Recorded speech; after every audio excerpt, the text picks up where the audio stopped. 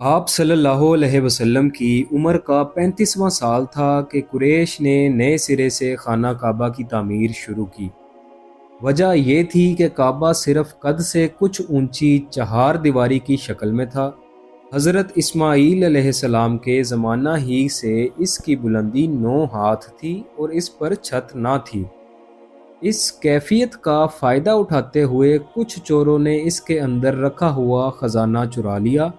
اس کے علاوہ اس کی تعمیر پر ایک طویل زمانہ گزر چکا تھا۔ عمارت خستگی کی شکار ہو چکی تھی اور دیواریں پھٹ گئی تھیں۔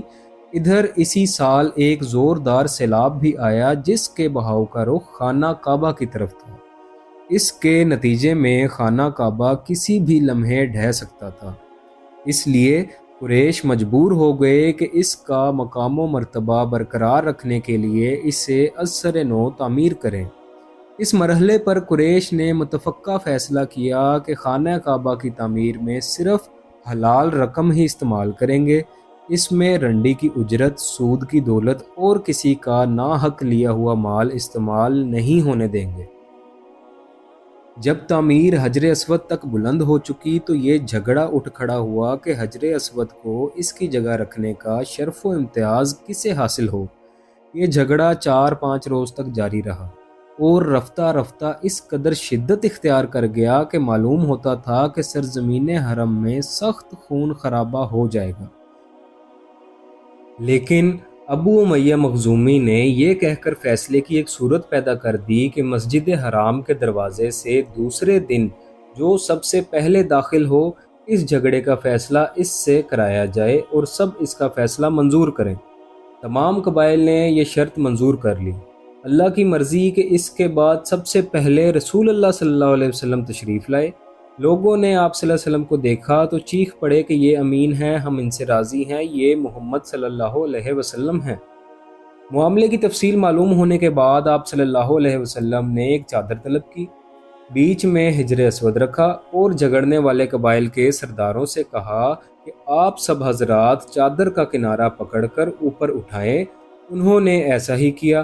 جب چادر حجر اسود کے مقام تک پہنچ گئی تو آپ صلی اللہ علیہ وسلم نے اپنے دست مبارک سے حجر اسود کو اس کی مقررہ جگہ پر رکھ دیا۔